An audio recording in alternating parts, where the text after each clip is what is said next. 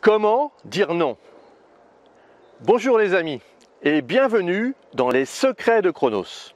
Je suis Thierry Doriot, votre coach en organisation et l'auteur de la méthode Chronos qui booste votre maîtrise du temps. Aujourd'hui, on va se demander pourquoi dire non n'est pas contre-productif. Mais avant cela, laissez-moi vous dire que vous pouvez vous abonner à la chaîne en cliquant en dessous. C'est le meilleur moyen de recevoir toutes les vidéos directement dans votre boîte mail. Souvent, on pense que les autres, les collègues, les proches, les voisins, etc. ne vont pas apprécier si on leur dit non.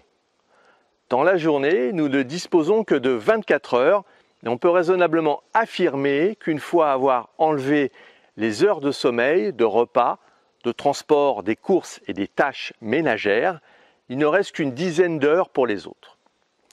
En fonction de votre charge de travail, des projets que vous menez, il est très compliqué d'accéder à toutes les demandes de quelque urgence soit-elle. Dans la vie moderne, le Superman ou la Superwoman n'existe pas. Alors comment dire non sans paraître désagréable et infréquentable?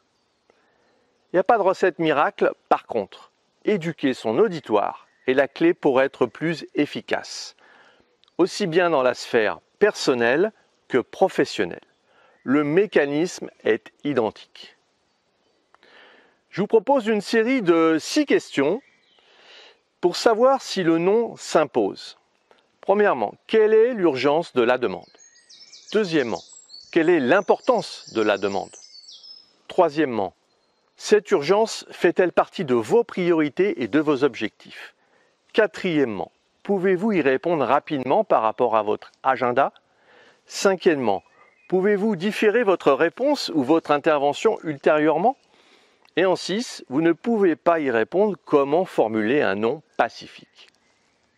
Alors finalement, dire non n'est pas manquer de savoir-vivre, au contraire, cela peut être perçu comme une qualité, le reflet d'une personne organisée qui, quand elle vous dit oui, s'engage pleinement dans la tâche confiée. Si on sait qu'une personne ne dit pas tout le temps oui, on ira la voir uniquement quand l'intérêt de la demande sera formulé de la bonne manière et on gagnera du temps. L'échange sera gagnant-gagnant. Alors, comment procéder pour ne pas froisser les personnes proches de nous? N'hésitez pas à reformuler la demande pour savoir si le sujet est bien identifié et pensez bien que vous avez toujours le choix de dire non. Pensez que vous n'êtes probablement pas le seul recours pour votre interlocuteur et arrêtez d'endosser le rôle du sauveur de toutes les situations, que vous êtes l'unique personne à pouvoir résoudre son problème. Dire non à quelqu'un, c'est se laisser la possibilité de dire oui à quelqu'un d'autre et donc c'est plutôt positif. Cessez de vous projeter à la place de l'autre. Vous ne pouvez pas anticiper ses réactions, vous n'êtes pas dans son cerveau. Il n'aura pas probablement la même réaction que vous, nous sommes tous différents. Nos propres peurs sont projetées à travers le fait de dire non, ce sont les croyances que l'on a accumulées au fil des expériences. Alors c'est la peur d'être rejeté parce qu'on a dit non, la peur du jugement des autres, mais ce sont des croyances internes qu'il vous faut arrêter de penser à la place des autres. L'idée c'est d'apprendre à dire non avec élégance, pour que le refus soit plus digeste pour votre interlocuteur.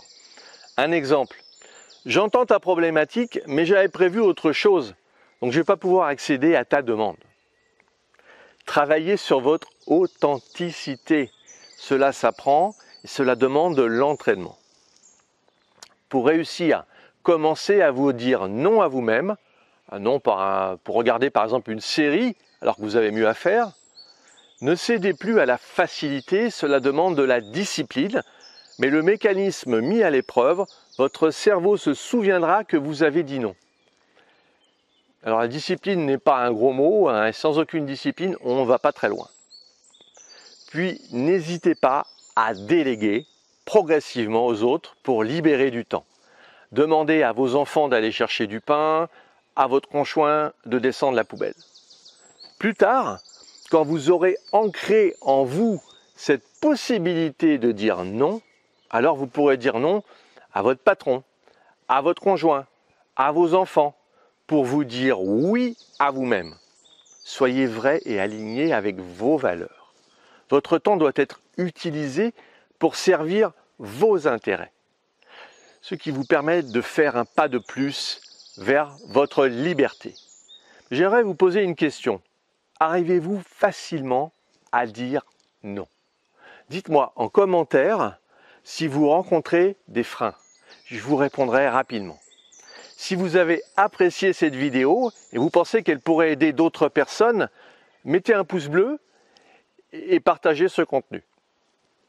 Si vous voulez aller plus loin dans la gestion de votre temps, et pour vous remercier d'avoir suivi cette vidéo, j'ai mis à votre disposition 1 heure de formation sur le fonctionnement de votre cerveau et la préparation mentale.